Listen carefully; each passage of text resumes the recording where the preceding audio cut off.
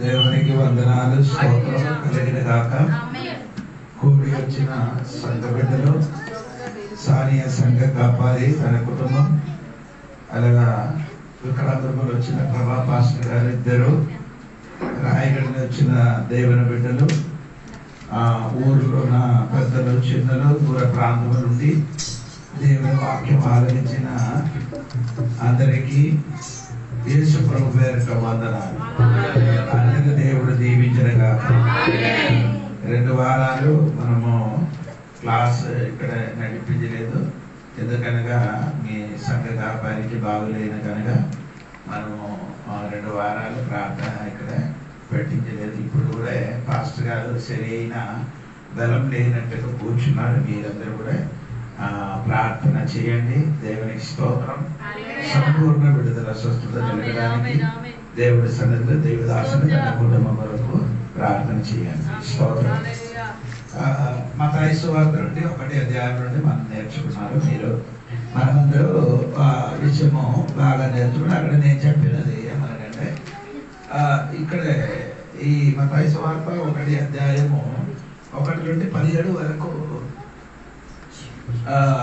4 సహోదరుల గురించి రాయండి. అదే నేను పోయిన వారంలో 2 వారం కింద చెప్పారు. మొదటి ఎవరి గురించి రాయబడి ఉంది? తామారు. అదే నేను చెప్పారు తామారు గురించి. ఎక్కడ తామారు గురించి రాయబడి ఉంది? అది ఆదికాండం 38వ అధ్యాయం. ఇంటికి వెళ్ళి మీరు చదవాలి. అది నేను ఆ రోజే చెప్పారు తామారు గురించి. సోదరు రెండవది ఎవరి గురించి చెప్పారు? రాగాబు గురించి మనము నేర్చుకునే. రాగాబు గురించి ఎక్కడ రాయబడి ఉంది అది కూడా నేను చెప్పారు. యోషువ గ్రంథం 2వ అధ్యాయంలో రాగాబు గురించి రాయబడి ఉంది. దేవునికి స్తోత్రం. 3వది రాయబడిన వ్యక్తి ఎవరంటే రూతు. అది కూడా నేను చెప్పారు. రూతు గ్రంథం 1వ అధ్యాయము మీరు చదివితే రూతు గురించి మనము అమ్మ గురించి విషయం బాగా తెలుసు. దేవునికి స్తోత్రం. 4వది ఒక అమ్మ గురించి రాయబడింది. అదే ఈ రోజు నేర్చుకోవడానికి సిద్ధంగా ఉన్నారండి. ఆయనైతే 6వ వాక్యములు పేరు మీరు చూడండి. ఊరియా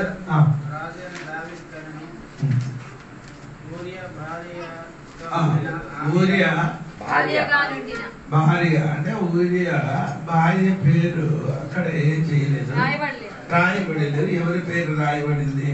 దాని భర్త పేరు మాత్రం అక్కడే రాయబడి ఉంది. దేవునికి స్తోత్రం. ఈ సంగతిని మీరు చాలా శ్రమలు దేవదాసులు వలన ఊరియా గురించి, ఆయన కుటుంబం గురించి చరిత్రము మీరు బాగా వింటి ఉంటున్నట్టుగా నేను అనుకున్నారు. ఒకసారి కూడా ఈ సంగతి మనము చూస్తే కొంచెం బాగుంటాను అనుకున్నారు. అదే 2 రాజుల పుస్తకం 2వ సమూహంలోకి మీరండి. అది 11వ అధ్యాయము 1, 2వ వాక్యము మనం చదివి దాని నుండి ముందుకు కొనసాగిస్తాను. 2 సమూహంలో 11వ అధ్యాయము 1. వసంతకాలమున రాజులు యుద్ధమునకు బయలుదేరు సమయమున దావీదు యోవాబును అతని వారిని ఇశ్రాయేలునందరిని పంపగా వారు అమ్మోనీయులను సంహరించి రబ్బా పట్టణమును ముట్టడి వేసిరి. అయితే దావీదు యెరూషలేమునందు నిలిచెను. ఒకానొక దినమున ప్రొద్దుకృంగు వేళ దావీదు పడక మీద నుండి లేచి రాజనగరి మిద్దె మీద నడుచుచు పైనుండి చూచుచుండగా స్నానం చేయు ఒక స్త్రీ కనబడెను. మీరు కిందకే చదివినప్పుడు ఎవరి గురించి రాయబడి ఉంది? ఊరియా భార్య గురించి రాయబడి ఉంది. ఆ ఊరియా భార్యకి గురించి రాయబడిన ముందుకు దావీదు గురించి మనం కొన్ని మాట నేర్చుకోవాలి. అది నేర్చుకుంటే మనకు కొన్ని విషయం అర్థం అవుతున్నారు. చూడండి మీరు ఒకసారి కూడా ఆ మొదటి వాక్యం చూడండి. వసంతకాలమున రాజులు యుద్ధమునకు బయలుదేరు సమయమున. అక్కడే రాజులు యుద్ధములకు బయలుదేరిన సమయం. అంటే యేసు ప్రభుకి 2 స్థానం ఉంది. ఒకటి రాజులు కదా యేసయ్య. 2 యేసయ్య ఎవరు? యాజకులు. 1 యేసయ్య రాజు, 2 యాజకులు. మనం కూడా అదే, మనం కూడా రాజులుగా ఉన్నాం, యాజకులు. అది నేనే మొదటి పీతరు 2వ అధ్యాయం మీకు చదివితే మీకు అర్థమవుతుంది. అప్పుడు యేసయ్య రాజుడుగా ఉండినట్టుగా మనం కూడా రాజులు, యేసయ్య యాజకులుగా ఉండినట్టుగా ఈ 2 ధర్మము మనము ఈ లోకములు జీవించినప్పుడు దేవుడి బిడ్డలు చెయ్యాలి. ఏది? రాజుగా. కొందరికి యాజకుల ధర్మం ఎక్కువ చేస్తున్నారు కానీ రాజులుగా ఉండే పని ఆ ధర్మం చేయలేదు. స్తోత్రం. ఇప్పుడు రాజుల ధర్మం ఏంటి? పరిపాలించడం. అందుకంటే ఆయన ఏం చేయాలంటే ఆయన యుద్ధం చేసి తన రాజ్యానికి ఏం చేయాలి? కాపాడాలి. అదే విధంగా దేవుడు బిడ్డలకు కూడా ఏముంది? యుద్ధం ఉంది. అదే నేను చెప్తున్నా. మీరు రాజులు కదా, ఇప్పుడు రాజులు ఆయన కనుక నీకేముంది అంటే ఈ యుద్ధ కాలంలో దావీదు ఏం చెయ్యలేదు?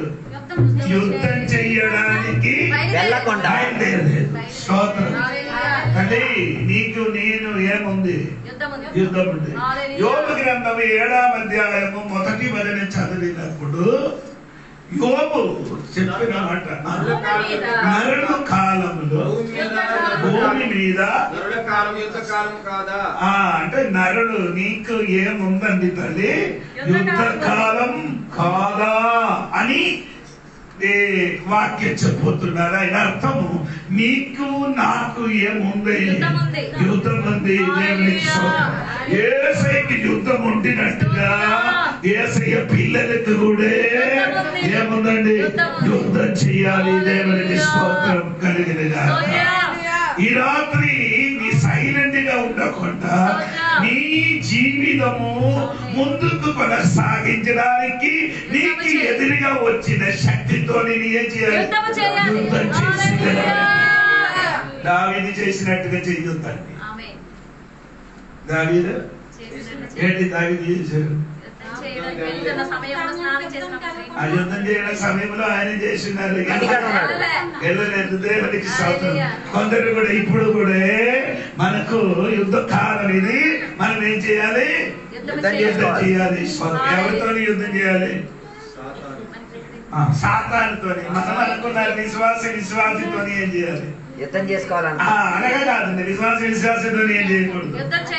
ఎఫెసీయులకు 6వ అధ్యాయంలోకి వచ్చినప్పుడు 6:12 వాక్యములు మీరు చూడండి. 6వ అధ్యాయము 12వ వాక్యములు చూడండి.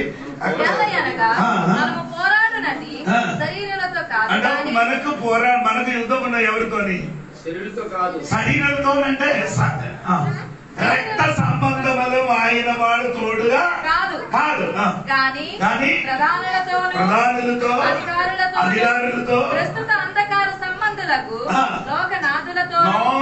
శక్తి మనకెదురుగా ఏమండి?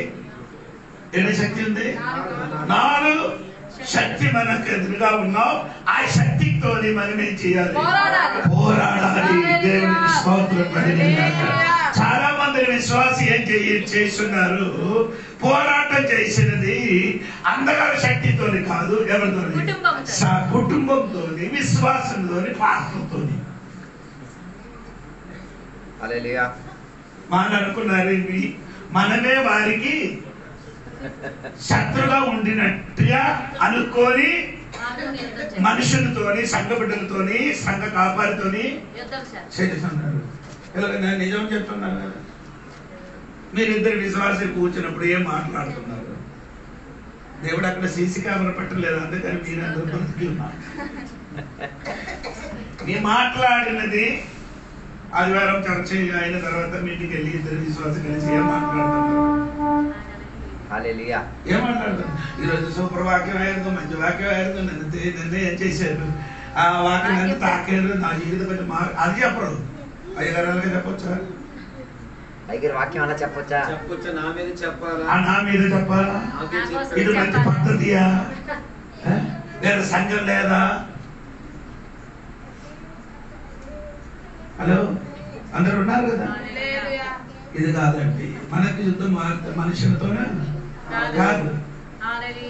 అదేంటో పౌలు గారి మీద మళ్ళీ ఇదే పౌలు గారి మీద మళ్ళీ పౌలుకి ఇది బాగా తెలిసింది. 2 కొరింథీ పత్రిక 10వ అధ్యాయము నాలా వాక్యం చూడండి కొరింథీ మా పత్రిక యుద్ధోపకరణములు శరీర సంబంధమైనవి కావు కానీ ఇప్పుడు మనకి యుద్ధం ఎవరితోని కాదు అంటే శరీర సంబంధం అంటే ఆయన ముందు ఎపిసోడ్ చదివినప్పుడు మర్చిపోకూడుతుంది. మన శరీరమును మనం ఎవరితో యుద్ధం చేస్తున్నారు?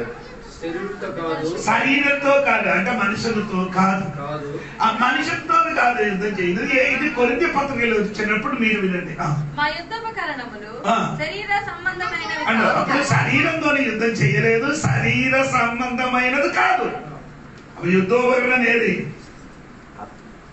శరీర సంబంధమైనది కానీ సరిగా వింటే మాత్రం మీకు అర్థమవుతుంది. శరీర సంబంధమైనది కాదు. ఇంకా దేవుని ఎదుట దుర్గములను పడద్రోయజాలనంత బలము కలవై ఉన్నవి. మేము విత్కర్మలను దేవుని గూర్చిన జ్ఞానమును అడ్డగించి మనం యుద్ధోపకరణము ఏదండి శరీర సంబంధమని కాదు వినేది, ఆత్మ సంబంధమైన ఆయుధం పట్టుకొని అంధకార శక్తితో ఏం చేయాలి? యుద్ధం చేయాలి. దేవునికి స్తోత్రం. కానీ కొందరు ఏం చేస్తున్నారు? శరీరంతో యుద్ధం చేస్తున్నారు. అవును కదా? దానివల్ల నీకేదైనా ప్రయోజనం దొరుకుతుందా? ఏ ప్రయోజనం దొరకదు. కుటుంబం వ్యక్తితో దూరంగా అవుతాను తప్ప అనుబంధాలు దూరం అవుతాను తప్ప దాని వలన ఒక విడుదల జరుగుతుంది. అంటే సాతానుతోని మన కనబడలేని అంధకార శక్తితోని దేవుడు బిడ్డలు ఏం చేయాలి? ఎల్లప్పుడూ యుద్ధము చెయ్యాలి. స్తోత్రం. అందుకని మనం యుద్ధం చేసిన మనకి ఒక ఆయుధం ఉంది. ద్వితీయోపదేశకాండము 1:14 వాక్యం చూడండి. ద్వితీయోపదేశకాండము 1:41 వచనం. ద్వితీయోపదేశకాండము 1:41 వాక్యం చూడండి. అందుకు మీరు మేము యెహోవాకు విరోధముగా పాపము చేసితిమి. మా దేవుడైన యెహోవా మాకు ఆజ్ఞాపించిన మాటలన్నిటిని అనుసరించి మేము పోయి యుద్ధము చేసేదమని నాతో ఉత్తరమిచ్చి మీరందరూ మీ ఆయుధములను కట్టుకొని ఆలోచింపక మా మన్యమునకు పోగా యెహోవా నాతో ఇట్లనెను, యుద్ధమునకు పోకుడి, నేను మీ మధ్య ఉండను కనుక వెళ్ళకుడి. మీరు వెళ్ళినను మీ శత్రువుల ఎదుట హతము చేయబడుదురని వారితో చెప్పు. యుద్ధం చేయడానికి లేదు. ఆ వాక్యం చదివినప్పుడు మీకేమో అర్థమైందా? యుద్ధం చేయడానికి ఎరగలేదు, బయలుదేరారు. బయలుదేరారు దేవుడు లేకుండా. ఒకసారి చదవండి. అందుకు మీరు మేము యెహోవాకు విరోధముగా పాపము చేసితిమి. మా దేవుడైన యెహోవా మాకు ఆజ్ఞాపించిన మాటలన్నిటిని అనుసరించి మేము పోయి యుద్ధము చేసేదమని నాతో ఉత్తరమిచ్చి మీరెందుకు మీ ఆయుధములను కట్టుకొని ఆలోచింపక మా మన్యమునకు పోగా యెహోవా నాతో ఇట్లనెను, యుద్ధమునకు పోకుడి, నేను మీ మధ్య నుండను గనుక వెళ్ళకుడి. మీరు వెళ్ళినను మీ శత్రువుల ఎదుట హతము చేయబడుదురని వారితో చెప్పుము. ఆ మాటలు నేను మీతో చెప్పునప్పుడు మీరు వినక యెహోవా మాటకు తిరుగుబడి మూర్ఖులై ఆ మన్యమునకు వెళ్ళితిరి. అప్పుడు ఆ మన్యమున నివసించిన అమోరీయులు మీకెదురుగా బయలుదేరి వచ్చి కందిరీగల వలె మిమ్ములు తరిమి హర్మాను వరకు సెయీరులో మిమ్మును హతము చేసిరి. ఇక్కడ ఒక మాట ఎక్కడ తెలుగులో ఉండదు, ఒక్కరొక్కరు నీకు సొంత ఆయుధం ధరించుకొని వెళ్ళారు. ఉందా అది తెలుగులో? 41 వాక్యంలో తమ ఆయుధం. So you equip every man with their own weapons of war. ఉందా? 41లో ఉంది. మీ ఆయుధములు పట్టుకొని, మీ ఆయుధం అని పట్టుకొని అంటే తగినండి. అది కరెక్ట్ అండి. మీ ఆయుధం పట్టుకొని వాళ్ళు ఏం చేశారు? వెళ్ళింది. కాబట్టి ఏమైంది? ఓడిపోయినారు. వాళ్ళు ఓడిపోయారు. అవును కదా, కిందకి ఓడిపోయారు కదా. ఎందుకు ఓడిపోవడానికి కారణం? సొంత ఆయుధం పట్టుకొని వెళ్ళారు కాబట్టి. అంటే దేవునికి బిడ్డలు దేవుడిచ్చిన ఆయుధం పట్టుకొని ఏం చేయాలి? వెళ్ళాలి. వారు ఇప్పుడు ఎలా యుద్ధం చేయడానికి వెళ్ళారు? దేవుడు ఆయుధం పట్టుకుంటా సొంత ఆయుధం పట్టుకొని వారు ఏం చేస్తున్నారు? నీ జీవితం ఎందుకు నీ ఓడిపోతున్నారు? నీ సొంత ఆయుధం పట్టుకొని యుద్ధం చేయడానికి ప్రయత్నించిన కాబట్టి మీరు ఓడిపోతున్నారు. ఆత్మీయ యుద్ధంలో నీ ఆయుధం అక్కర్లే. ఆత్మీయ యుద్ధంలో నీ ఆయుధము దేవుడు నీకు ఆయుధం ఇస్తాడు. దేవుడికి స్తోత్రం. ఇది కొట్టి కూడా తెలియాలంటే నిర్గమకాండ 20 అధ్యాయం 25వ వాక్యం చూడండి. నిర్గమకాండము 20 అధ్యాయం 25వ వాక్యం కూడా చూడండి. సరే. నీవు నాకు రాళ్లతో బలిపీఠము చేయనప్పుడు మలిచిన రాళ్లతో దాన్ని కట్టకూడదు. దానికి నీ పనిముట్టు తగలనిచ్చిన ఎడల అది అపవిత్రమగు. అదే నేను చెప్తున్నాను. నీ ఆయుధం దేవుడు పని లేవండి. అపవిత్రమైనది. ఆయుధం పట్టుకొని యుద్ధం చేయాలి. దావీదు రాజునికి పాపములు పడిపోవడానికి ఉన్న మెయిన్ కారణం ఏమనగంటే యుద్ధం చేయని సమయంలో ఎలా కొట్ట ఇంటిలో ఉండిపోగల వలన. అందుకని సంగమా నీ యుద్ధం చేయాలి. దేవుడు నీకు ఆయుధం ఇస్తాడు. దేవునికి స్తోత్రం. ఆయుధం పట్టుకొని నీరే చేయాలి, యుద్ధం చేయాలి. నీ ఆయుధములు వెలిపీడములు ముట్టగా అది అపవిత్రమవుతుంది. మనము చేతులున్నా ఎంత పెద్ద ఆయుధం అని కానీ అది దేవుడి దృష్టి నెలగొంది అపవిత్రము. దేవునికి స్తోత్రం. అందుకని యుద్ధం చేయడం వాడు ఏం చేయకూడదు, సొంత ఆయుధం పట్టుకొని చేయకూడదు. దేవునికి స్తోత్రం. హల్లెలూయా. అందుకని దావీదు ఓడిపోవడానికి ఉన్న ఒకటి కారణం ఏమనగా యుద్ధ సమయంలో దానిని వెళ్ళలేకపోయింది. దేవునికి స్తోత్రం. మరి 2 రాజుల పుస్తకములు మళ్ళీ మనకి రండి, 11వ అధ్యాయం దగ్గర రండి. అంటే వసంత కాలములో యుద్ధ కాలంలో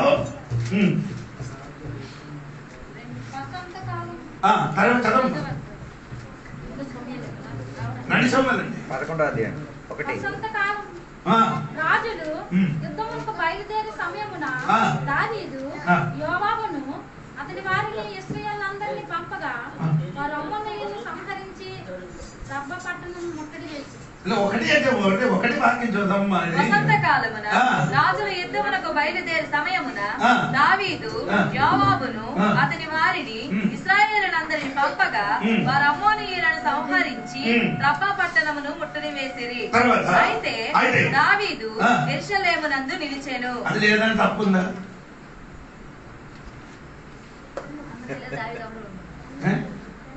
తప్పుంది. యెరూషలేములో ఉంటాం. యెరూషలేము అంటే పదానికి అర్థమేంటి? సమాధానం. యుద్ధమున్న కాలంలో ఆయన వెనక కూర్చున్నారు. దేవునికి స్తోత్రం కలిగింది. చాలా మంది దేవుని బిడ్డలు రాజులుగా పేరు పెట్టి మీ కూర్చున్న దేవుని బిడ్డలు యుద్ధ కాలంలో సమాధానంగా కూర్చున్నారు. స్తోత్రం కలిగింది. నీ ఇక్కడ సమాధానంగా కూర్చడానికి కాదు దేవుడు నిన్ను పిలిచాడు. దేవుడు నిన్నే రాజులుగా అభిషేకం చేయడం దాని కొరకు కాదు, సమాధానం కొరకు కూర్చడానికి కాదు. నీకు ఎక్కడ ఉండే ఒక యుద్ధం ఉంది. ఆ యుద్ధం చేయడానికి నీ వెళ్ళాలి. సమాధానంగా ఇంటిని పడుకుంటాలి. ఇంటి ఉండడానికి కోరుకున్న బిడ్డలారా నీ జీవితంలో తప్పిలోకి పడిపోవడానికి కారణం అవుతుంది. చాలా మంది కూడా అర్థం అవుతాయి. అవును కదా? ఇదే కార్యం ఎవరు చేశారు? మొదటి శతాబ్దంలో ఉన్న సంఘబిడ్డలు కూడా చేశారు. అవునా కదా? అపోస్తలుల గారి 1:8 వాక్యం చూడండి. అపోస్తలుల గారేమో 1:8 వాక్యం చూడండి. 1:8 వాక్యం. ఆయనను పరిశుద్ధాత్మ మీ మీదకి వచ్చినప్పుడు మీరు శక్తి నొందెదరు కనుక మీరు యెరూషలేములోను యూదయ సమరయ దేశముల ఎంతంతటను భూదిగంతముల వరకును నాకు సాక్షులై ఉందురని వారితో చెప్పాను. దేవుడు ఏం చెప్పారు? శక్తి పొందిన తర్వాత వెళ్ళమని చెప్పారు. యెరూషలేము, యూదయ, సమరయ అంతటికి. 8 మొదటి వచనం చూడండి. అపోస్తలుల గారి 8 మొదటి వచనం చూడండి. ఆ కాలమందు యెరూషలేములోని సంగమునకు గొప్ప హింస కలిగినందున అపోస్తలులు తప్ప అందరూ యూదయ సమరయ దేశముల యందు చెదరిపోయిరి. చెదరిపోకుండా అందరూ ఎక్కడ కూర్చున్నారు? దేవుడి చిత్తం ఏంటి? దేవుడి చిత్తము ఉండకుండా యెరూషలేములో యూదా సమరయ సంజయ్ సువార్త చెప్పడానికి దేవుడు చెప్పింది. కానీ వారి అరగావదు. మనం ఏం చేయాలి? యెరూషలేములో ఉండడం మంచిదంటే అలాగే సమాధానం కూర్చున్నప్పుడు దేవుడు ఏం చేశారు? వారి మధ్యలోకి శ్రమలు పంపించారు. ఏం పంపించారు? సోదరం పంపించారు. సోదరు పంపించినప్పుడు ఏమైంది? ప్రతి ఒక్కరు చెదిరిపోయారు. ఎలాగా? విత్తనం వేసినట్టుగా. అయ్యో నేను చెప్పిన నీకు అర్థం అవ్వలేదు. మీరు ఎప్పుడు వినడం వాక్యం కాదు. నీకు తేడా నీకు అనిపిస్తుంది. దేవుడికి స్తోత్రం. దేవుడు చెప్పారు మీ యెరూషలేము నుండి వెళ్ళమని దేవుడు చెప్పినప్పుడు వారేం చెప్పారు? అలాగే వెళ్ళను, మనం యెరూషలేముని మాత్రమే చేస్తాను ఉంటామని అనుకున్నారు. కూర్చున్నప్పుడు దేవుడు చేశారంటే ఈయన బయటికి దిగరు, భూదిగాంతరం వెళ్ళి సువార్త ప్రకటించారు. అందుకని దేవుడు ఏం చేశారు? ఉపద్రవములు పంపించినప్పుడు వారు మొత్తం కూర్చుని వాడు ఏమైంది? చల్ల చెదరి ఆగిపోయారు. కాబట్టి వారు వెళ్ళిన చోటలు సువార్త ప్రకటించారు.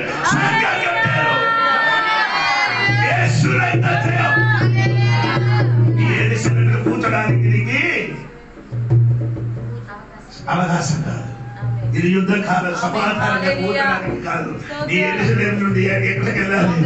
ఆ ప్రజలతో యుద్ధం చేయడానికి వెళ్ళాలి. అది దావీదు చేసిన రెండవ తప్పు. ఆయన సమాధానం కోరుకుంది ఉండిపోయారు. అదే ప్రాబ్లం.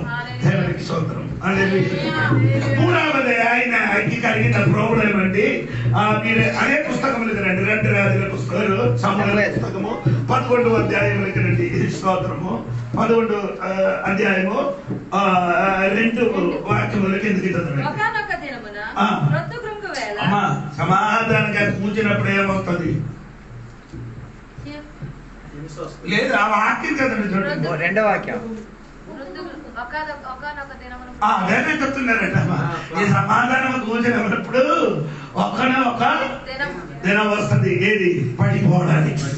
స్తోత్రం కలిగింది కదా. చెప్పచ్చు.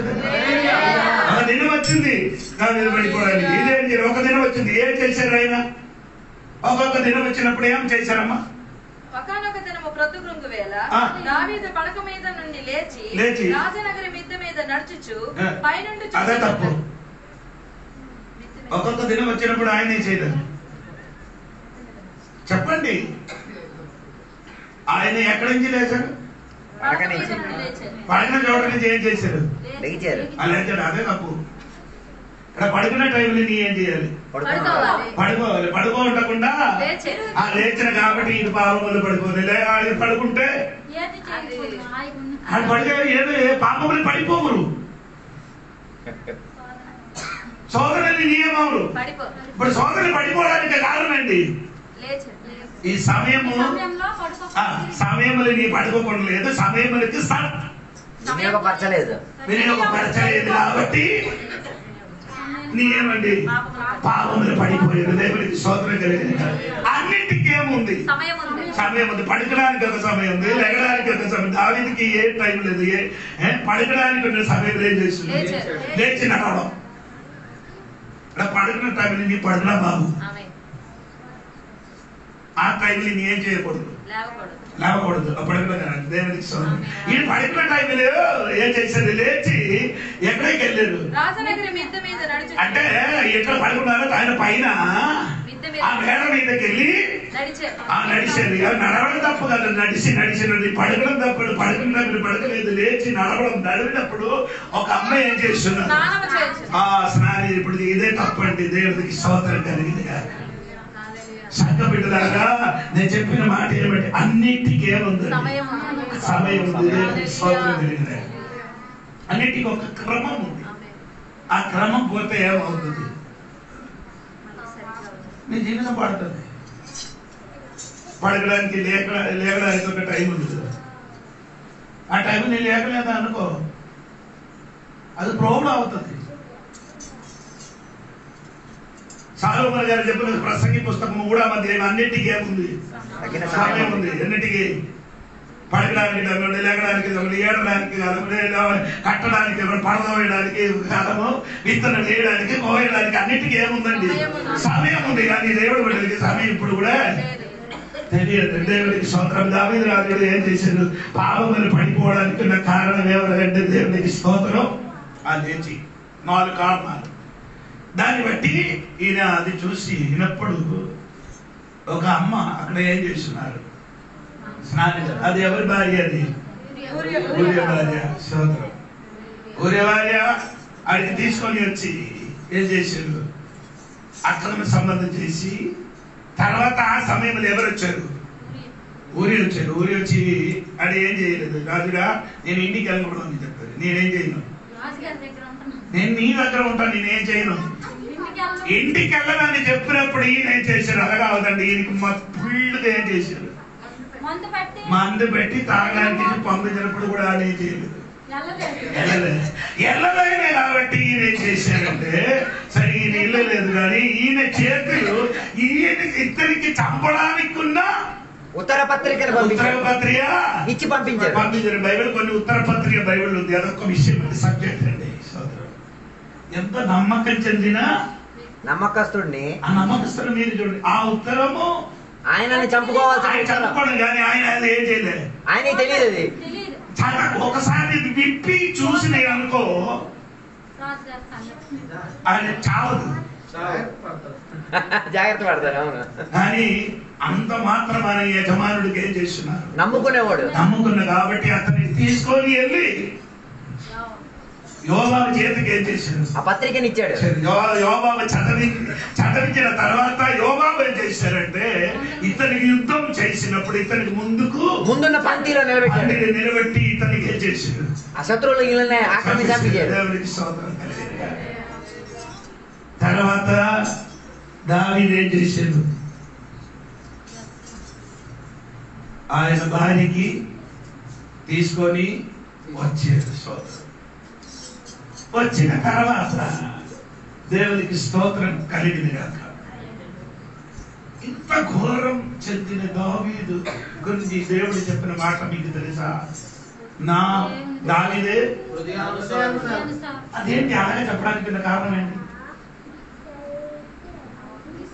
తప్పును ఒప్పుకున్నాడు, పాపాన్ని తిరిగి ఒప్పుకున్నాడు. అది ఒప్పుకోలేదు మాస్టర్ గారండి.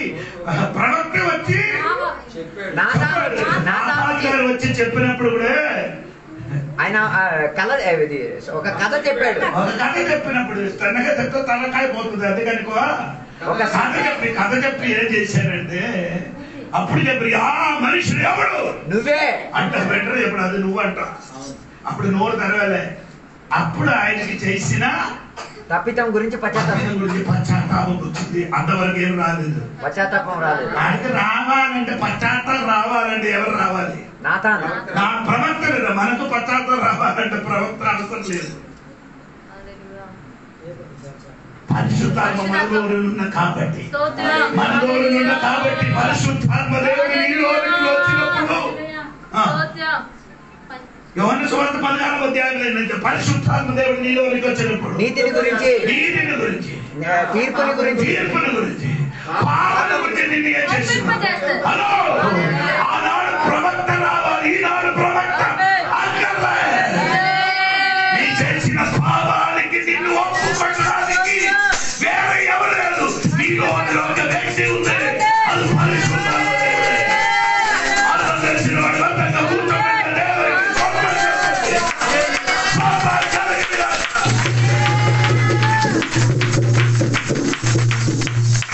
పరిశుద్ధాత్మ దేవుడు మనలో ఉంది కాబట్టి మనలో ఆత్మ మనకేం చేస్తున్నారు?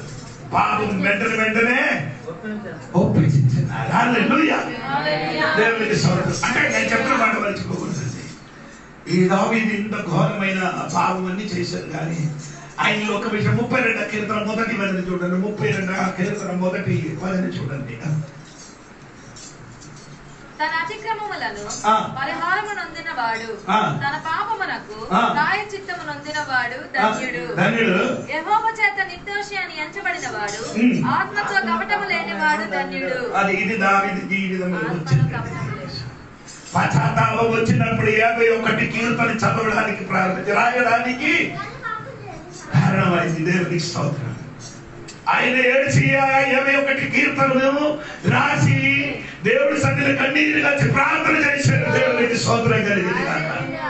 అందువలన దావీదు జీవితం మారిపోయింది. అందుకని దేవుడు చెప్తున్నారంటే దావీదు నాకు స్తోత్రం కలిగింది. దేవునికే ఎంత ఘోర పాపం చేసిన వాడు అయితే కూడా పశ్చాత్తాపం పడితే నిన్ను మనిషిని పిలిచినట్టుగా దేవుడు పిలువు. స్తోత్రం కలిగి అర్థమైన వాడు అలాగే చెప్పండి.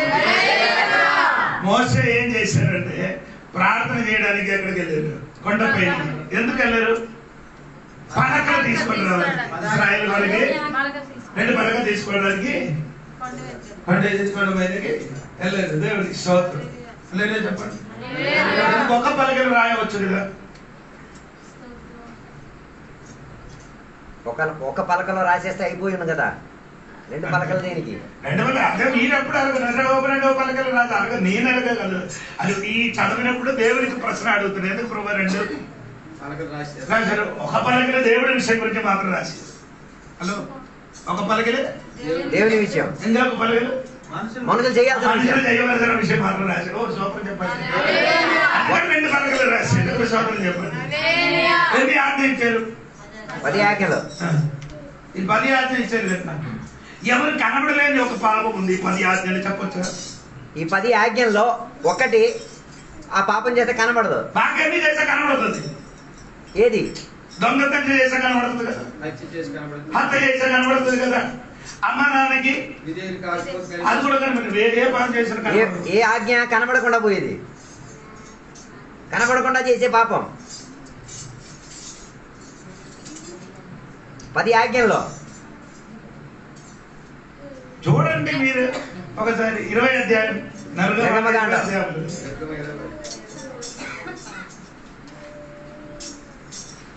మీరు ఒకసారి చూసి చెప్పండి. మీ మైండ్ కొంచెం పక్క చేయండి. మౌనం నేను మాత్రం చెప్పడం మాత్రం మీరు కూడా చూడండి.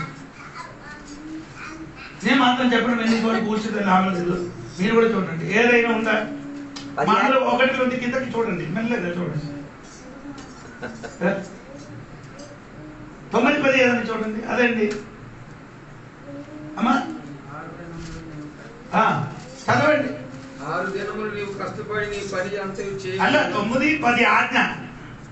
9వ 10వ ఆజ్ఞ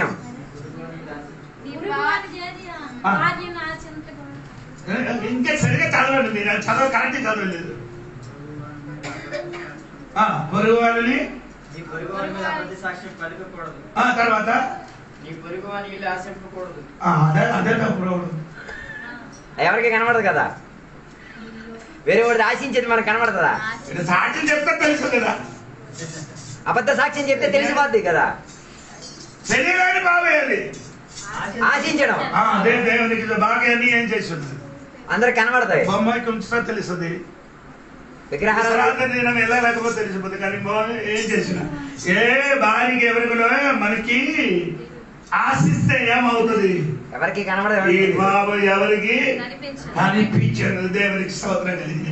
ఇప్పుడు నేను చెప్పుకొని వచ్చినమంటే దేవునికి స్తోత్రం. 10 ఆజ్ఞలు తీసుకొని కిందకి దిగి వచ్చారు. మొదటి కిందకి దిగి వచ్చారు. ఏది ఆజ్ఞ దేవుడు రాసి ఇచ్చారో మొదటి ఆజ్ఞ అది ఇశ్రాయేలు ఏం చేశారు? అతిక్రమించారు. ఏది ఆజ్ఞ? నేను తప్ప నీకు వేరే దేవుడు ఉండకూడదు. ఆడేం చేశారు? ఎందుకు ఆయనకి ఏమొచ్చింది? మోసకి కోపం వచ్చింది. దేవునికి స్తోత్రం కలిగింది. హలో, దేవునికి కోపం వచ్చింది. సారీ, మోసకి కోపం వచ్చినప్పుడు ఏం చేశారు? దేవుడు రాయించారు. పలక ఏం చేశారు? ఆ 2 పలక ఏం చేశారు? ఎరగొట్టేశారు. స్తోత్రం స్తోత్రం. ఎందుకంటే ఎరగొట్టారు? కోపం వచ్చినప్పుడు. ఇది ఎరగొట్టిన ఎవరు చూసుకొని నిలబడుతున్నారు? పలకలను ఎరగొట్టింది ఎవరు చూసుకుంటున్నారు? మోసకి తోడుగా ఉన్నవారు ఎవరండి? యెహోషువ. ఎవరైనారు? అహరోనా. సదామల యోసువ ఎప్పుడు కూడా యెహోషువ తోడుగా ఉన్నవారు. దేవునికి స్తోత్రం కలిగింది. ఈయన బయటకు వచ్చి ఏం చెప్పాలి? మోసే పలక ఎరగొట్టేసేటప్పుడు యెహోషువ బయటకు వచ్చి ఏం చెప్పాలి? అయ్యో, ఈ పాస్టరా, ఇది పాస్టరా. కోపం వచ్చి ఎరగొట్టేసాడు. నువ్వు పాస్టరేనా అని చెప్పాలి కదా. బాబు అంటే అనాలి కదా. అనలేదు. యోసువ అలాగంటారు. దేవుడు ఈయన గురించి ఏమంటారు? మోస గురించి దేవుడు ఏమంటారండి? సాత్వికుడు. అలాగే చెప్తే నమ్మరు. సాత్వికుడు నీ చెప్పిన కొంచెం కరెక్ట్. ఇంకో ఉంది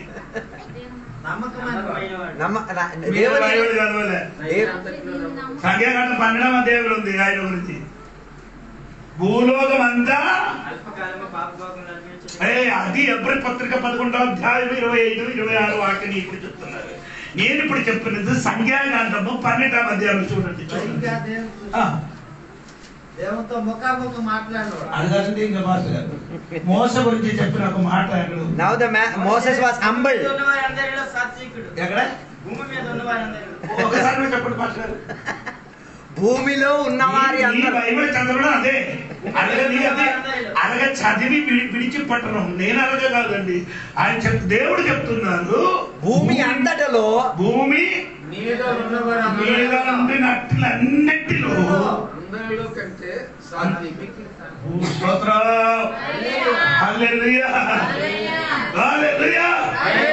దేవుడు అందరి గురించి చెప్పిన సాక్షి వినండి. దేవుడికి స్తోత్రం జరిగింది కాక.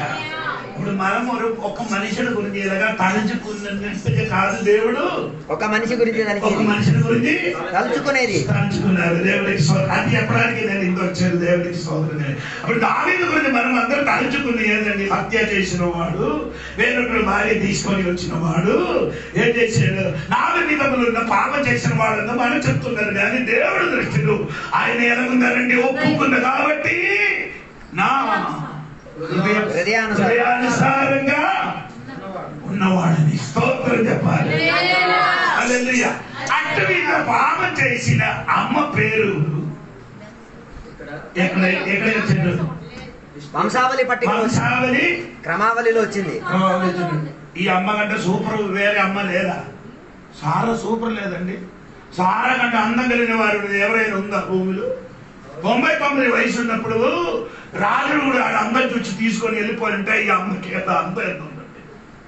99వ వయసులో ఇంకొక రాజు తీసుకెళ్లిపోయారు కదా, ఎంత అందంగా ఉన్నాము. సారాన్ని తీసుకొని అమెరికైన రాజుడు తీసుకొని వెళ్ళిపోయారు కదా. ఎందుకు ఎక్కడ తీసుకొని వెళ్ళిపోయారు? తన అందాన్ని చూసుకోండి. అంత అందం ఉన్న అమ్మ పేరు ఏం చేయలేదు. వంశావళి పట్టికలో రాయలేదు. దానికంటే హీనంగా జీవించిన 4 పేరు దేవుడు రాశాడు. వంశావళికి వచ్చిన ఇది 4 పేరు ఇక్కడ రావడానికి ఉన్న కారణం ఏంటి? పాపం.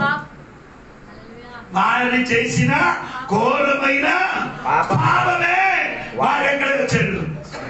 ఈ వంశావళి పట్టిక. నీకు నేను చెప్పడం మీకు ఎంతకి బుర్రకెక్కలేదు. అందుకని మీరు సైలెంట్ గా కూర్చున్నారు. ఈ రక్షణ సరిగా కరెక్ట్ గా వచ్చినానుకో, ఇది నీ చెప్పిన మాట నీ వింటైతే నీ సంతోషం వచ్చి నీ ఏం చేస్తున్నాడు? ఇక్కడ నాట్యం ఆడుతుంది. స్తోత్రం కలిగింది. చెప్పండి. అర్హత లేని స్థలంలో దేవుడు మనకేమిచ్చాడు? అర్హత ఉన్న వాడికి దేవుడు వదిలేసి అర్హత లేని వాడి పేరు ఎక్కడ రాశాడు? ఈ వంశావళి వచ్చిన కాబట్టి దేవుడికి స్తోత్రం కలిగింది. గట్టిగా వదిలి చెప్పండి. ఇది నేను చెప్పిన మాట సరిగా విన్నాను. ఈ వంశావళి రాసిన ఎన్ని పుస్తకములు రాయబడి? మత్తయి సువార్త, మార్కు సువార్త, లూకా, యోహాను. ఎన్ని పుస్తకాలు రాయబడింది? 4 సువార్తలు రాశారు. వంశావళి క్రమం రాసిందా? మత్తయి సువార్తలు ఈ వంశావళి రాశారు కదా. ఎందుకు రాశారు? యేసుక్రీస్తు మత్తయి సువార్తలు ఎవరు? రాజులుగా ఉన్నా కాబట్టి రాజుల వంశావళి రాసింది. రాజులో ఉన్న మార్కు సువార్తలు ఉందా వంశావళి? ఎందుకు? దాసుడు ఆయన కాబట్టి దాసుడికి ఏముంటారు? వంశావళి క్రమం ఉండదు. అందుకని మార్కు సువార్తలు వంశావళి వేసే పేరు వంశావళి లేదు. స్తోత్రం. లూకా సువార్తలు వంశావళి ఉంది కదా. లూకా సువార్తలు వేసేవాడు ఆ మనిషి కుమారుడు ఆయన కాబట్టి ఆయనకి ఏముంది? వంశావళి క్రమం కావాలి. వంశావళి ఉంది. స్తోత్రం. యోహాను సువార్తలు ఏం లేదు. వంశావళి లేదు. ఎందుకు? ఆ దేవునికి ఏం లేదు. వంశావళి లేదు.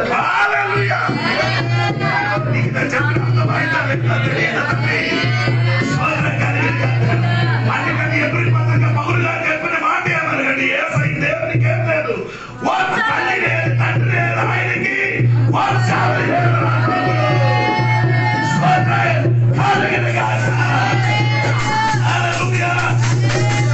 దేవుడికి లోపల కలిసి ఎంత మంచి దేవుడి దేవుడు అంటే మన దేవుడు. అందుకని మత్తయి సువార్త యేసు రాజుడు. అందుకని రాజులకి ఏముంది? మాట సువార్తలు యేసయ్య దాసుడు. దాసుడికి ఏం లేదు. అడుగులో ఏముండ్రు వాడికి ఏ పడి చేయడం. లోక సువార్తలు యేసు మనిషి కుమారుడు. అందుకే మనిషిని ఉన్న కాబట్టి ఆయనకి ఏముంది? యోహాను సువార్తలు యేసయ్య ఎవరు? దేవుడి కుమారుడు. దేవునికి ఏం లేదు. ఆమేన్ ఆమేన్ హల్లెలూయా.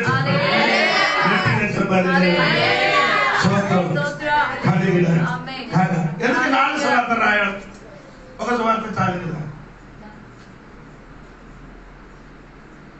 ఎందుకు 4 సువార్త? ఒక సువార్త రాసేస్తే అయిపోయింది కదా, 4 ఎందుకు? ఒక సువార్త రాసిపోతే అయిపోతుంది కదా, 4 సువార్త రాయాలా? యేసుప్రభు రాజు, యేసుప్రభు సేవకుడు, యేసుప్రభు మనిషి కుమారుడు, యేసుప్రభు దేవుని కుమారుడు అని అది కరెక్ట్. ఒక అయ్యో పాస్టర్ గారు నేను అన్ని చూడండి. ఒక మీరు ఆవిడ తీసుకొని వచ్చి నా ఫ్రంట్ నుంచి ఫోటో తీయండి,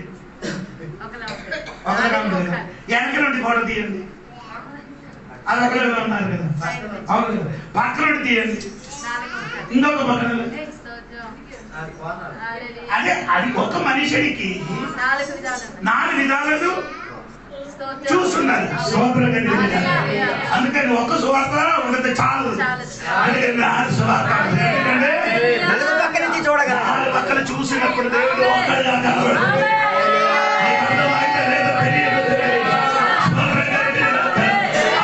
దేవుడు మనకు 4 సువార్త ఇచ్చినాడు.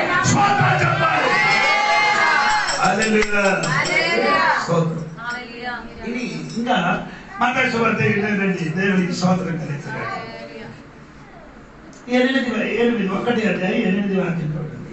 ఆశ యెహోషాపాతును కనెను, యెహోషాపాతు యారామును కనెను, యాహరాము ఉజ్జియాను కనెను. ఇక్కడ చదివినప్పుడు ఒక 3 పేరు లేదు అక్కడ. 3 పేరు లేదు, అవునా? ఇది అలాగే ఉంచండి. మత్తయి సువార్త మొదటి దినవృత్తాంతంలోకి రండి. మొదటి దినవృత్తాంతం 3వ అధ్యాయం 11, 12 వాక్యం చూడండి.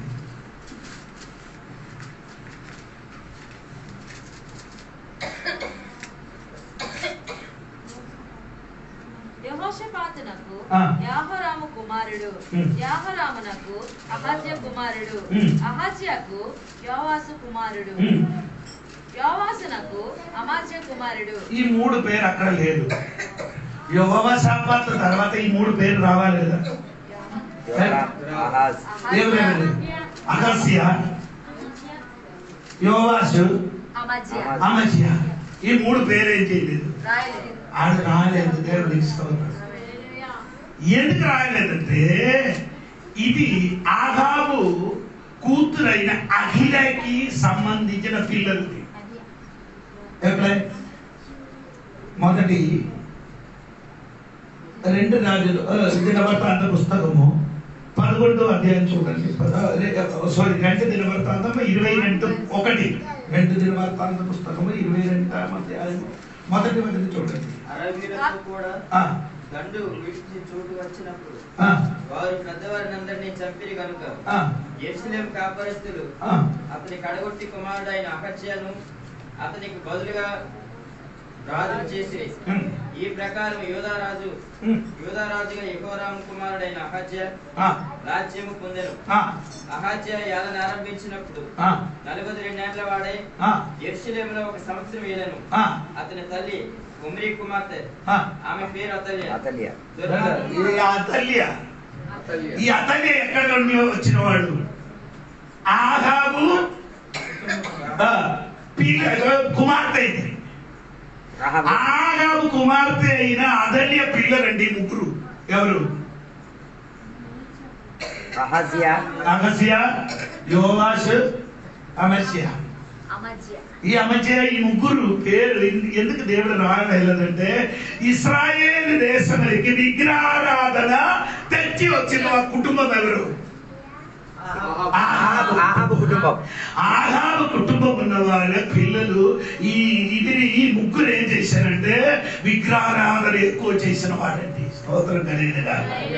అందుకని పరిశుద్ధాత్మ దేవుడు ఈ విగ్రహారాధన చేసిన ఈ ముగ్గురు పేరు వంశావళి ఏం చేయలేదు, ఎక్కించలేదు, రాయలేదు. దేవుడికి స్తోత్రం కలుగును గాక.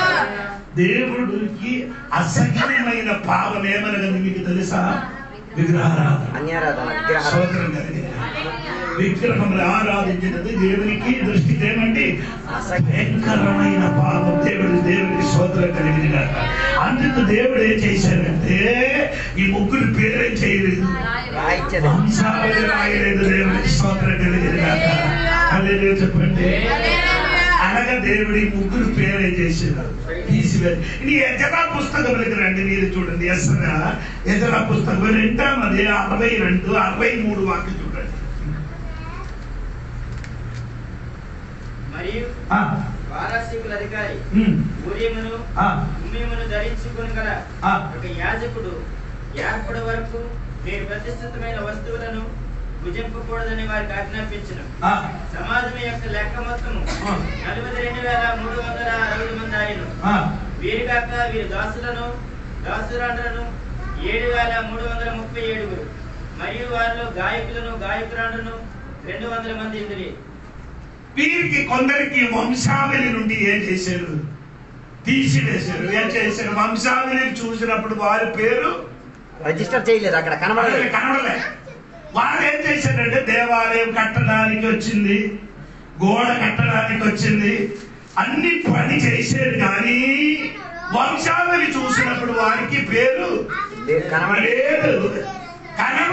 కాబట్టి వారికి దేవుడు ఏం చేశారంటే వారు దూరపరిచిన తర్వాత ఒక మాట, ఊరీము తుమ్మీము ధరించుకున్న ఒక యాజకుడు ఏర్పడిన వరకు ప్రతిష్ఠితమైన ఇలా ముట్టకూడదట.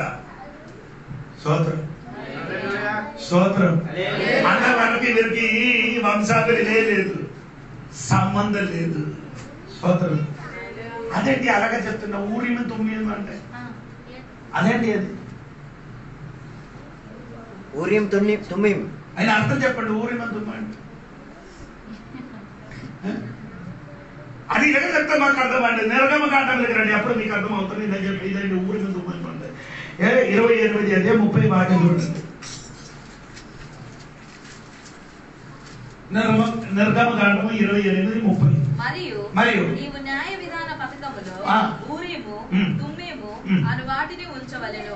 అహరోను యెహోవా సన్నిధికి వెళ్ళినప్పుడు అవి అతని రొమ్మున ఉండునట్లు ఈ మహాయాజకుడు ధరించిన ఒక ఊరిము తుమ్మీము ఇదేం చేయాలి? పథకం. స్తోత్రం. ఇది ఎందుకంటే ఏదైనా విషయం వచ్చినప్పుడు ఈ ఊరిము తుమ్మి తీసుకొని వచ్చి ఇది దేవుడితో అడుగుతుంది. ఓకే, అది అక్కడ నిలబడిన కాక ఇది ఊరిము తుమ్మి అంటే 2 పదానికి అర్థం ఏమని, సత్యము ఒకటి, సత్యము 2 రెవల్యూషన్. రెవల్యూషన్ అంటే ఏంటి? రెవల్యూషన్. సత్యము, రెవల్యూషన్ అంటే ప్రకటన. స్తోత్రం. ఇప్పుడు సత్యము ప్రకటన ఉన్న ఒక యాజకుడు వచ్చిన వారిని ఏం చేయకూడదు, అది తీయకూడదు. అది పరిశుద్ధమైన వస్తువు నుండి మీరే చేయకూడదు. అలాంటి యాజకుడు ఎవరండి? ఈయన యోహన బాప్తిసించే యోహన నాన్న. అదే ఎవరు కాదండి, యేసయ్య తప్ప. సత్యము ఓకే ఓకే ప్రకటన ఉన్నవారు యేసయ్య వచ్చినప్పుడు ఏమనగంటే మీకు తెలుసా? ఈయన ముట్టలేని వాడు యేసయ్య మహారాజుగా వచ్చిన కనుక ఈ ముట్టలేని వాడు ఇప్పుడు ఏమవుతున్నారు? పరిశుద్ధమైన వస్తువు ముట్టుతున్నారు. ఎందుకు ఎనగ ముట్టడానికి కారణం వారికి విడిపించడానికి ఒక యాజకుడు వచ్చిందండి. పాత నిబంధన యాజకుడు ఉన్నవాడు ఎవడైనా వచ్చినా కానీ ఈ పరిశుద్ధమైన వస్త్రము వస్తువు ముట్టకుండా దూరపరిచిన వాడితో ముట్టడానికి అర్హత లేదు. కానీ యేసయ్య వచ్చినప్పుడు ఏమైందంటే ముట్టలేని వారికి ముట్టడానికి అర్హత దొరికినాయి. స్తోత్రం. హల్లెలూయా. దేవునికి స్తోత్రం. చెప్పండి. అంటే ఒక పక్క ఏం రాస్తున్నారని తెలుసు, ఊరిం అన్నది రాస్తారు. ఒక పక్క ఏం రాస్తారండి? ఊరిం. ఇంకొక పక్క తుమ్మీం అన్నది రాస్తున్నారు. దేవునికి స్తోత్రం కలిగిన కాక. అది నీరే రాస్తుంది. దేవునికి స్తోత్రం కలిగిన కాక. తుమ్మీం చూపిస్తే, తుమ్మీం వస్తే దేవుడు ఉత్తరం ఇచ్చినట్టుగా. తుమ్మీం వచ్చినట్టుగా ఏమవుతున్నది? ఉత్తరం ఇస్తున్నది. స్తోత్రం. తుమ్మేను ఊరేమి చూపిస్తే ఉత్తరం వచ్చినట్టుగా, తుమ్మీము చూపిస్తే ఏమని? ఉత్తరం లేనట్టుగా. ఒకసారి కూడా చెప్తాను. దేవుడి స్తోత్రం. ఊరేమి చూపిస్తే దేవుడు నీకు ఉత్తరం ఇచ్చినట్టుగా, తుమ్మీము చూపిస్తే ఏమవుతుంది? ఉత్తరము లేనట్టుగా. దేవునికి స్తోత్రం. అదే చెప్పండి గట్టిగా. అదే ఊరేమి తుమ్మీము చూపిస్తే ఏమవుతున్నారు? దేవుడు ఈ విషయంలో నీకు ఏమి ఉత్తరము ఇవ్వలేదు. దేవునికి స్తోత్రం. ఇదండి అది అర్థం. అంతే. దేవునికి స్తోత్రం కలిగిన కాక. అప్పుడు నేను చెప్పుకొని వచ్చిన అర్థం ఏమనంటే, ఈ వంశావళిలో కొందరు పేరు లేని వాడికి వంశావళి పేరు రావడానికి యేసయ్య రావాలి. అవును కదా? యేసయ్య వచ్చిన కాబట్టి మన పేరు ఎక్కడ ఉందండి? జీవ గ్రంథంలో రాయబడింది. దేవునికి స్తోత్రం కలిగింది కాక. ఆయన రాయలేకపోయినా అనుకో, ఆయన మన కొరకు చనిపోయిన అనుకో, మనకు జీవ గ్రంథం పేరు ఉంటారు. యేసయ్య మరణించిన కాబట్టి మన పేరు ఎక్కడికి వచ్చిందండి? జీవ గ్రంథముల పేరు మన పేరు రాయబడి దేవునికి స్తోత్రం కలిగింది. ఇంకా ప్రకటన గ్రంథానికి వచ్చినప్పుడు అది కూడా చూపిస్తున్నారు. చూడండి, ప్రకటన గ్రంథం 7వ అధ్యాయము 5, 6, 7, 8 వాక్యం చూడండి. 3 వాక్యము. యూదా గోత్రంలో ముద్రింపబడిన వారు 12,000 మంది. రూబేను గోత్రంలో 12,000 మంది. గాదు గోత్రంలో 12,000 మంది. అషేరు గోత్రంలో 12,000 మంది. నఫ్తాలి గోత్రంలో 12,000 మంది. మనస్సే గోత్రంలో 12,000 మంది. సిమ్రోను గోత్రంలో. సరే అండి, ఈ 12 గోత్రాల పేరు కరెక్ట్ రాశారా? మీరు 12 గోత్రాల పేరు ఎక్కడ రాసింది కదా? కరెక్ట్ 12 గోత్రాల పేరా? కాదు. అది దాని పేరు లేదు అక్కడ. ఎవరి పేరు? దాను మనాసే. దాను ఎఫ్రాయిము. మనాసే కదా. అది ఉందా చూడండి. దాను ఎఫ్రాయిం లేదు, మనాసే ఉంది. దాను ఎఫ్రాయిం లేదు. చూసారా? బైబిల్ చూడండి. నేను చెప్పిన కరెక్ట్ లేదని చూడండి. దాను ఎఫ్రాయిం పేరు కనబడలేదు. దేవునికి స్తోత్రం కలిగిన కాక. ఎందుకు ఇద్దరు పేరు రాయబడలేదు? దాని పేరు లేదు, ఎఫ్రాయిం పేరు లేదు. ఎఫ్రాయిం పేరు లేదు. వాళ్ళిద్దరు పేరు ఏం లేదు, రాయించలేదు. స్తోత్రం. ఎందుకు రాయించలేదు చెప్పండి. ఎఫ్రాయిం లేదు. దాన్ ఇది మొదటి రాజుల పుస్తకం 12వ అధ్యాయం 25 నుంచి 30 వరకు చదవండి. మొదటి రాజుల పుస్తకము 12వ అధ్యాయం 25 నుంచి 30 వరకు చదవండి.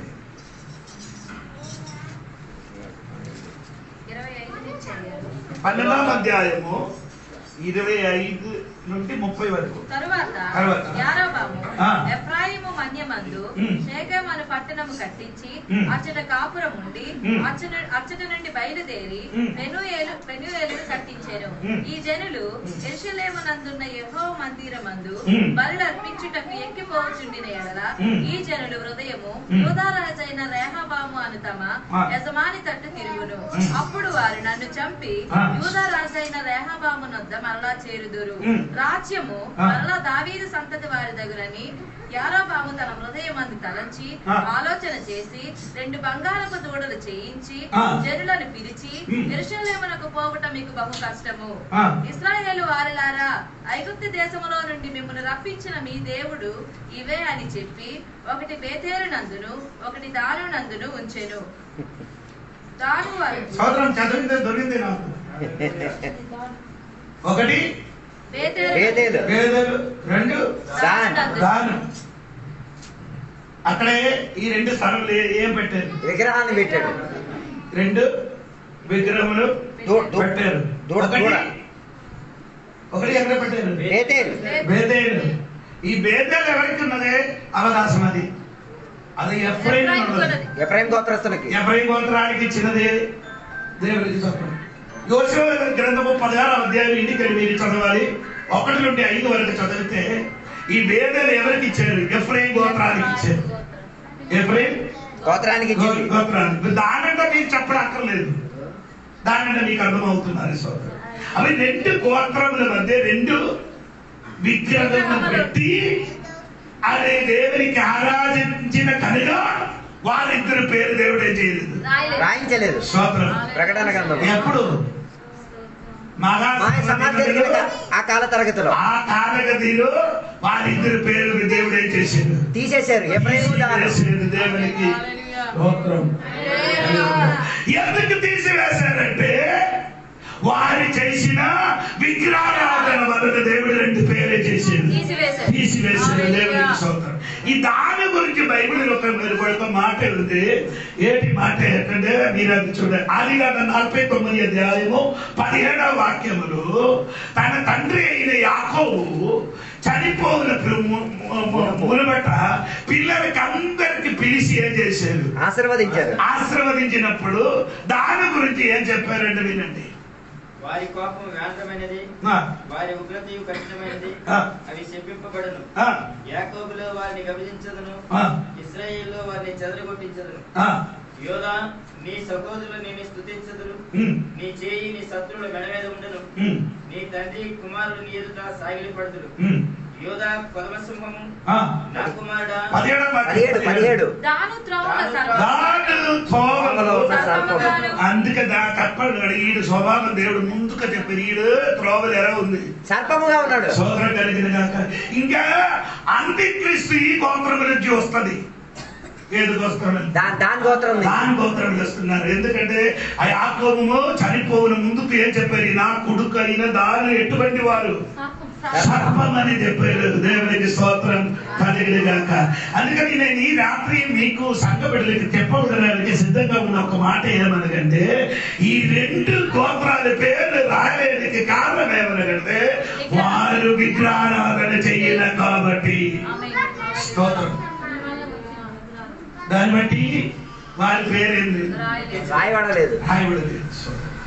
ఇది 1000 సంవత్సరం పరిపాలన దినములు ఆ చివరి గడియలు వచ్చినప్పుడు, అంటే ఇక్కడ దేవాలయం కట్టుతుంది. దేవాలయం కట్టినప్పుడు బలి అర్పిస్తుంది. బలి అర్పించినప్పుడు వారిద్దరు పేరు అక్కడికి వస్తుంది. ఎవరి పేరు? ఎఫ్రాయిం పేరు అప్పుడు వస్తుంది. దేవుడికి స్తోత్రం కలిగిన. అప్పుడు నేను చెప్పుకొని వచ్చిన బిడ్డలు ఒక విషయం మర్చిపోకండి. విగ్రహారాధన చెయ్యిన వలన వారి పేరేమైంది? కట్టాయిపోయింది.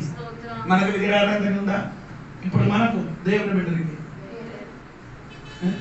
లేకపోతే పౌలు గారు ఏం చెప్పారు? విగ్రహం నుంచి పారిపోవని చెప్పడానికి కారణం ఏంటి? దేవుని బిడ్డల విగ్రహారాధన ఉన్నదా? పౌలు గారు చెప్పారు కదా, చదువుతలేరా? 2 కొరింథీ పత్రిక 16వ అధ్యాయం ముందు కదా.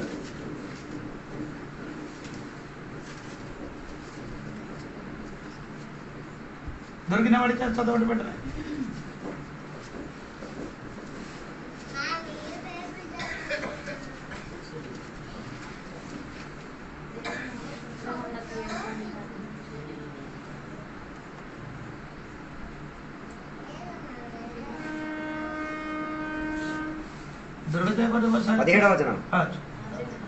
దేవుని ఆలయమునకు విగ్రహములతో ఏం పొందిక?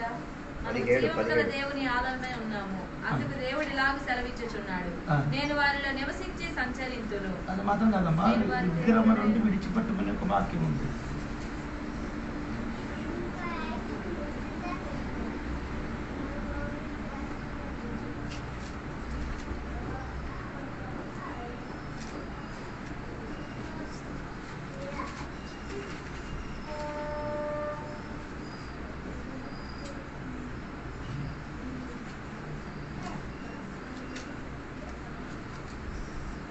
దొరికితే ఒకసారి చూడండి మీరు కూడా త్వరగా నాతో పాటు.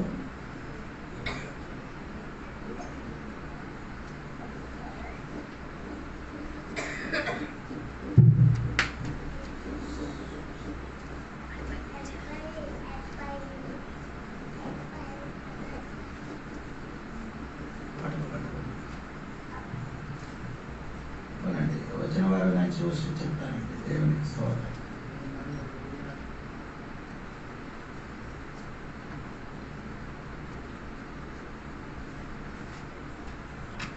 కొత్త తిరుపతిలో ఉందండి. దేవునికి స్తోత్రం. నేను వచ్చిన వారికి చెప్తాను, సమయం పోతున్నా కనుక. స్తోత్రం.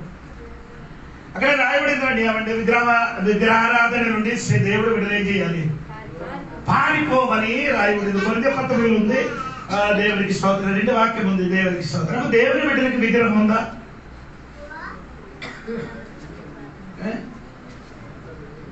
చెప్పండి. ఏడది రక్త సంబంధం కదా. దేవుని కంటే ఎక్కువ ఎవరికి నీ ప్రేమిస్తున్నారో అదే నీకు విగ్రహం. దేవుని కంటే అది మొదటి కొంత 10 అధ్యాయం వాక్యం. స్తోత్రం. అది కాదు, స్తోత్రం కలిగింది కాక. ఇప్పుడు నేను చెప్పుకొని వచ్చిన మాట ఏమనగంటే, సంగబడినారా వినండి, దేవుని బిడ్డలకి విగ్రహారాధన ఉంది. మన దేవుని కంటే ఎక్కువ ఎవరికి ఏం చేయకూడదు.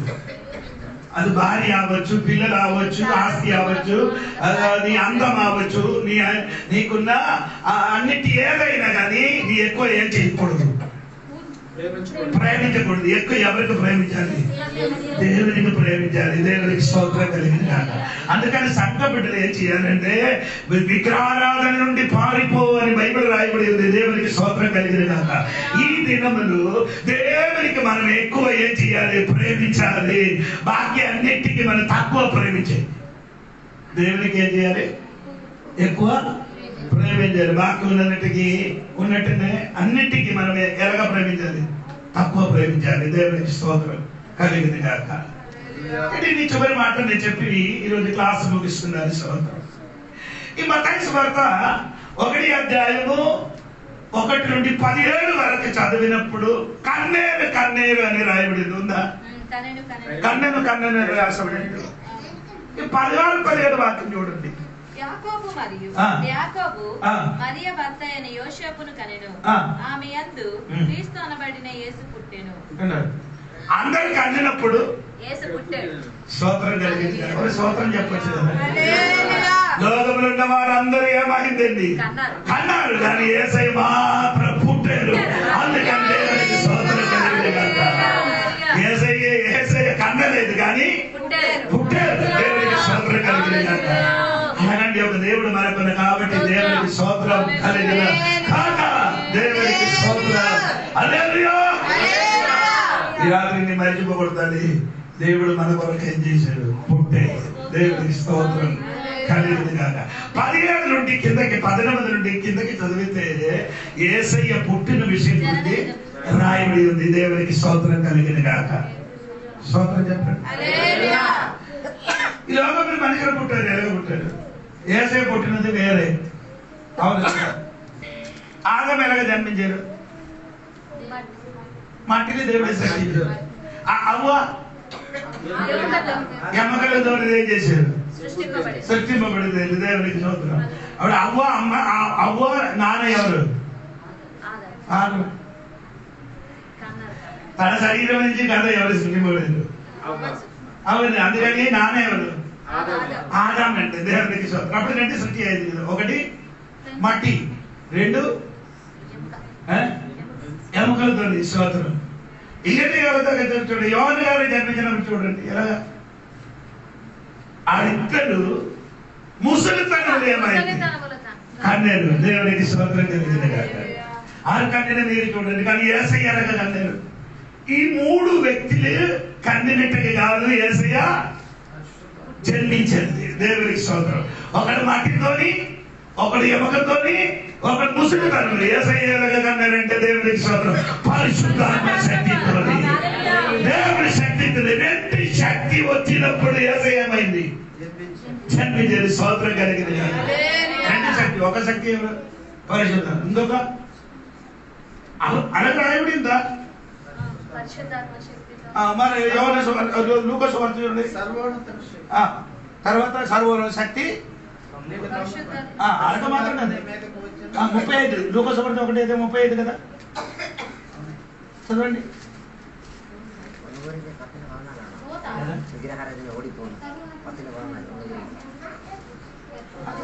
చూడండి పరిశుద్ధాత్మ నీ మీదకి వచ్చును, ఆ. సర్వోన్నతుని శక్తి నిన్ను కమ్ముకొనుడు గనుక ఆ. పుట్టబోవు శిశువు పరిశుద్ధుడే, దేవుని కుమారుడు అనబడును. హల్లెలూయా. సరే వాక్యం దొరికింది. విగ్రహారాధన గురించి మొదటి కొరింథీ పత్రిక 10:14. స్తోత్రం. హలో, మొదటి కొరింథీ 10:14 ఒకసారి మేము చదవండి. క్రీస్తు సువార్త ప్రకటించుచు ఆ. మీ వరకును వచ్చి ఉంటిమి కాదు, గనుక కాదు, మొదటి కొరింథీ 10:14. కాబట్టి కాబట్టి నా ప్రియులారా, విగ్రహారాధనకు దూరంగా పారిపో. విగ్రహారాధనకి దూరంగా ఏం చేయాలి? పారిపోండి. సరే, అదే మనకి వాక్యం దొరికింది కదా, దేవునికి స్తోత్రం కలుగును గాక. అప్పుడు నేను చెప్పిన 3 వాక్యం, మూడు జన్మ పుట్టిన విషయం గురించి. ఒకటి ఆదాము కన్నినది, 2 ఎమకలతోని మనిషిని కన్నినది, 3 ముసలితనం ఏమైంది కన్నింది. యేసయ్య కన్నలేడు, యేసయ్య పుట్టేడు. దేవునికి స్తోత్రం. ఈ లోకములున్న అందరికంటే వేరొక రీతిగా యేసయ్య కన్నేరు. స్తోత్రం కలిగింది కనుక అది రెండు శక్తి. ఒకటి సర్వోన్నత శక్తి, 2 పరిశుద్ధాత్మ శక్తి మీ మీదకి కమ్ముకున్నారు. అప్పుడు ఏమవుతుందండి? శిశువు జన్మిస్తానని చెప్పారు. స్తోత్రం. ఇది స్తోత్రం చెప్పు. ఈ టీవీలు ప్రచారం చేసిన ఒక్కడు అంతకుముందు, ఆయన పేరు రెడ్డి. ఆయన చెప్పారు, మీరు ఎప్పుడైనా విన్నారా? చిన్న మాట మాటండి. యేసయ్య ఆదాము శరీరం నుండి వచ్చింది. అవునా? యేసయ్య ఆదాము శరీరం నుంచి వచ్చిన వాడా? మనమందరం ఎక్కడి నుంచి వచ్చింది? మనమందరం ఆదాము. యేసయ్య కాదు. బైబిల్ చెప్తున్న వాక్యం చెప్పడం. ఎబ్రీ పత్రిక 10:5 వాక్యం చూడండి. ఎబ్రీ పత్రిక 10:5 వాక్యం చూడండి. 5వ వాక్యమా? 10:5. నువ్వు నా కొరకు అమర్చబడి ఉన్న శరీరం. కాబట్టి ఆయన ఈ లోకమందు ప్రవేశించినప్పుడు ఇలాగ చెప్పుచున్నాడు, బలియు అర్పణయు నీవు కోరలేదు గాని నాకొక శరీరమును అమర్చితివి. అంటే ఆ శరీరం వేరొక శరీరమే చేశారు, అమర్చ చేశారు. దేవునికి స్తోత్రం కలిగింది గాక. ఆదాము నుండి యేసయ్య వచ్చే మనకు విడుదల ఇవ్వడానికి హక్కు లేదు. ఏమండి?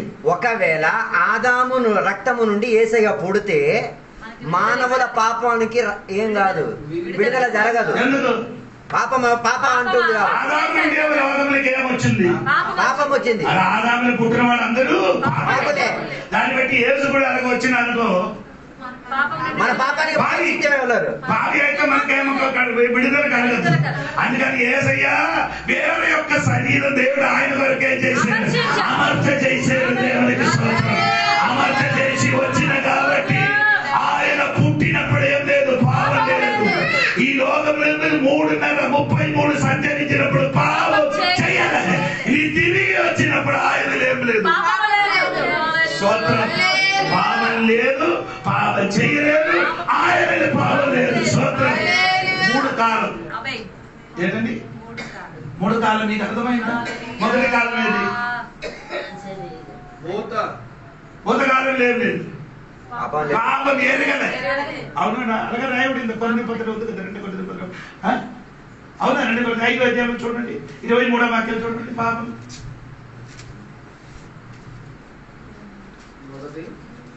2 కొరింథీ 5:23. పాపం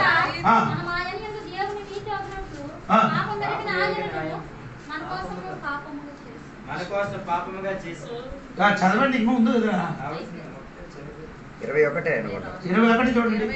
ఎందుకనగా మనం ఆయన యందు దేవుని నీతి అగునట్లు పాపం ఎరుగని ఆయన. పాపం ఎరగన అంటే ఎరగన అంటే పుట్టిన మునుపు ఆయన ఏం లేదు. ఆయన పాపం ఎరగన. అవును కదా? మొదటి పేతురు 2:22.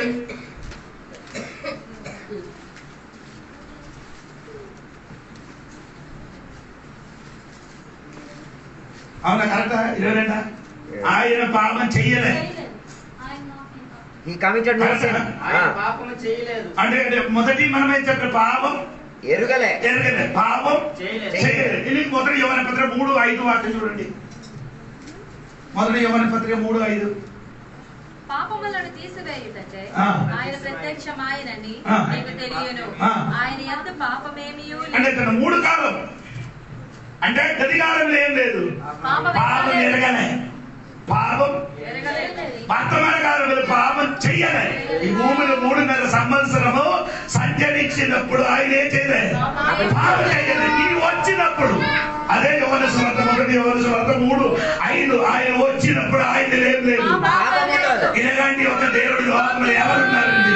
పాపం ఎరగలే, పాపం చెయ్యలే, ఆయన పాపం లేదు. ఆయన ఎందుకు వచ్చాడు? పాపము నుండి విడిపించడానికి. ఆయన పేరు యేసు, రక్షణకర్త, రక్షకుడు, సేవియర్. ఇది మత్తయి సువార్త 1:21 అండి. నేను చెప్పిన దేవునికి స్తోత్రం. ఆయన పేరు యేసు. చదవండి రక్షించిన వాడు. పేరు పెట్టండి. పాపం చెయ్యలే, ఎరగలే, పాపం చెయ్యలే, పాపం లేనివాడు ఇప్పుడు ఏం చేసి పుట్టిన దేనికండి? పాపం నుంచి విడిపించడానికి. పాపము నుండి విడిపించడానికి ఆయన పేరు యేసు అనే పదానికి అర్థం ఏంటి? రక్షకుడు. రక్షకుడు అంటే పాపం ఎరగలేను, పాపం చేయలేను, పాపం లేని వాడే వచ్చిన వారిని బాకీ రోగములు వచ్చిన రక్షకుడు రక్షిస్తానని వచ్చిన వాళ్ళందరూ ఏముంది? స్తోత్రం. కానీ యేసు మాత్రము మనసా వాచ కర్మణ ఆయన ఏం లేదు. మనుషులు మనసా వాచ కర్మణ ఏముంది? మనుషులుగా పుట్టిన వాడికి మనసా వాచ కర్మణ వారందరూ పాపం చేసినప్పుడు మా యేసయ్య మనసా వాచ కర్మణ ఆయన ఏం లేదు. పాపం లేని యేసయ్య. స్తోత్రం చెప్పండి గట్టిగా. అటువంటి యేసయ్య మన కొరకు ఈ లోకానికి వచ్చారు. ఎందుకు దేవుడిగా ఈ లోకానికి రాలేదు? ఎందుకు దేవుడిగా ఈ లోకానికి రాలేదు? మనిషి వేషం ధరించుకోండి. ఒక అమ్మ కడుపులు ప్రపంచం మొత్తం సృష్టించిన వాడు. ఆకాశం సర్వమును ప్రార్థన చేసినప్పుడు దేవుడు గురించి ఏం చెప్తున్నారు? ఆకాశం భూములు ఆకాశం భూములు ఓతగలేని దేవుడు అట్లా పట్టజాల కదండి. అది వేరే సంగతి. ఆకాశం భూమిలో ఈ దేవుడు ఏం చేయదు, ఒతగలేని ఆ దేవుడు ఒక్క స్త్రీ కడుపులేమైంది, ఒదిగింది. ఎందుకు? నీ వరకే. ఒదిగి ఎందుకు ఒదిగారంటే ఆ దేవుడుగా ఉండిది ఈ లోకములకు వస్తే. ఇప్పుడు ఏనుగు అంటే అందరికి భయం కదా. ఏనుగు నీ ఇంటికి వస్తే ఎలా అవుతుంది? ఈ దేవుడు ఏనుగా రూపంగా నీ ఇంటికి వస్తే ఏమవుతుంది? దేవుడుగా ఉంటే నీ ఇంటికి ఉండరు. అందుకే దేవుడు నరుడు రూపం ధరించుకొని మీ దగ్గరికి వచ్చాడు. స్తోత్రం. ఎందుకు మనం మనుషులతో దేవుడు ఏం చేయాలి? మాట్లాడు.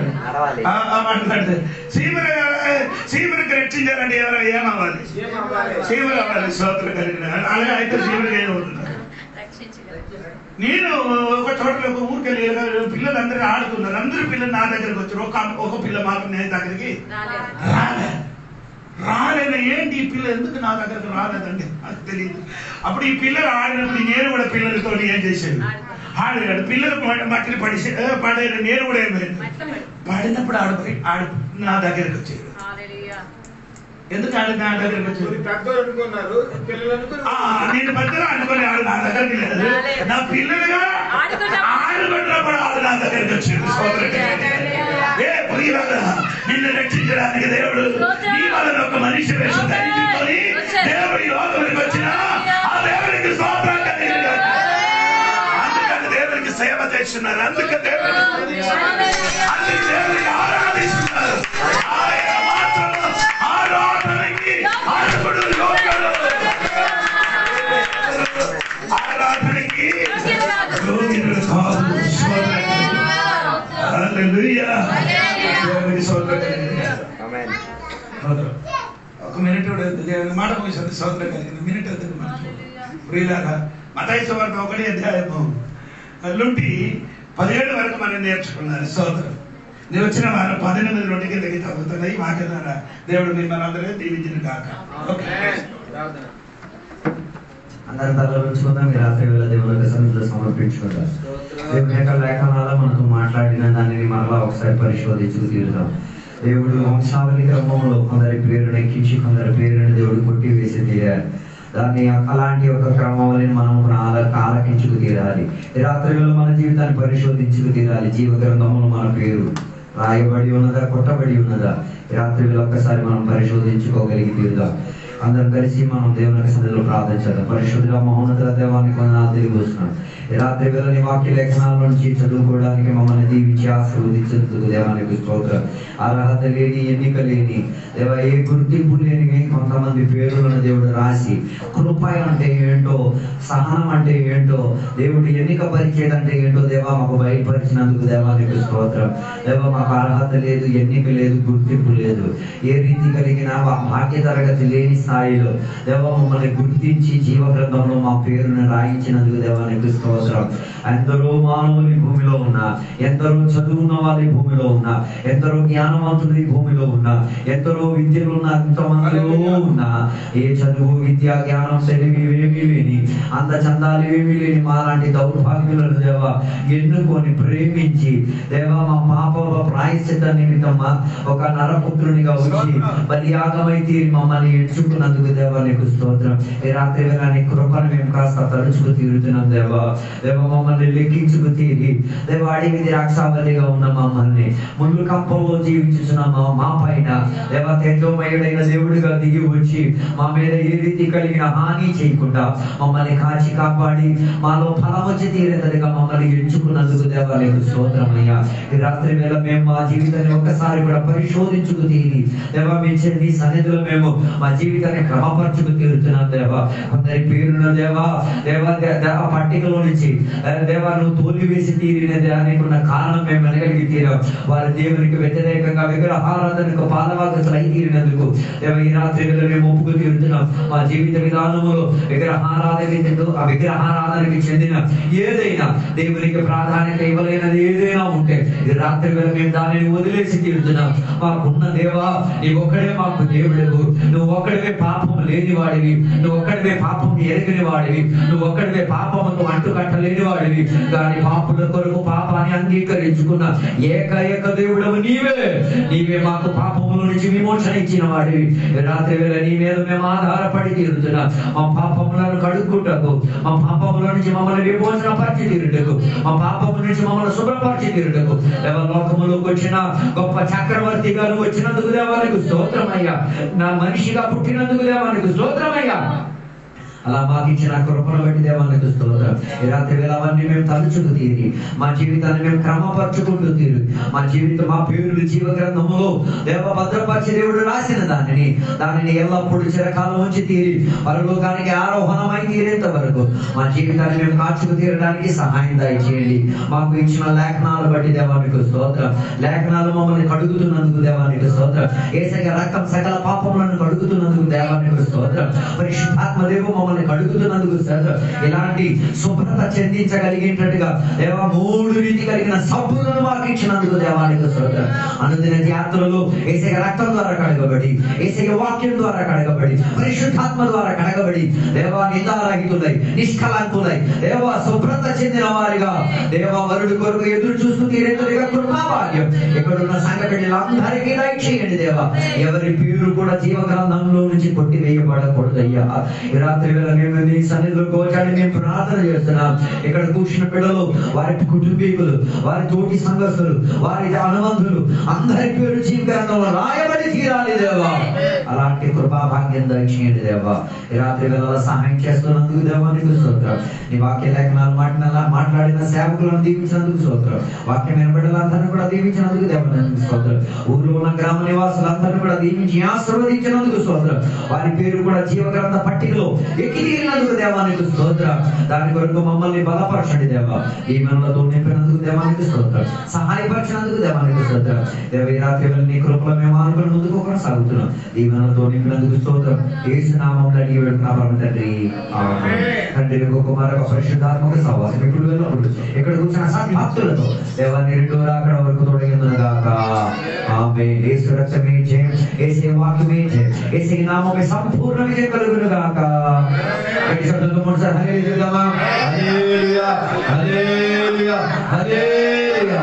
దేవుడు మన ప్రార్థనలకి దేవుడు స్తోత్రం చేద్దాం. దేవుడు మన పాపములన్నీ కడిగిన దేవుడు స్తోత్రం చేద్దాం. దేవుడు మనకి పేరు జీవగ్రంథంలో రాసిన దేవుడు స్తోత్రం చేద్దాం. ఈ ఊరిలో అనేక పేరు దేవుడు జీవగ్రంథంలో రాసిన దేవుడు స్తోత్రం చేద్దాం. మారానాథ యేసయ్య త్వరగా వచ్చునుగాక. ఆమేన్. దేవుడు అందరిని దీవించునుగాక. ఆమేన్. అందరికీ వందనాలు.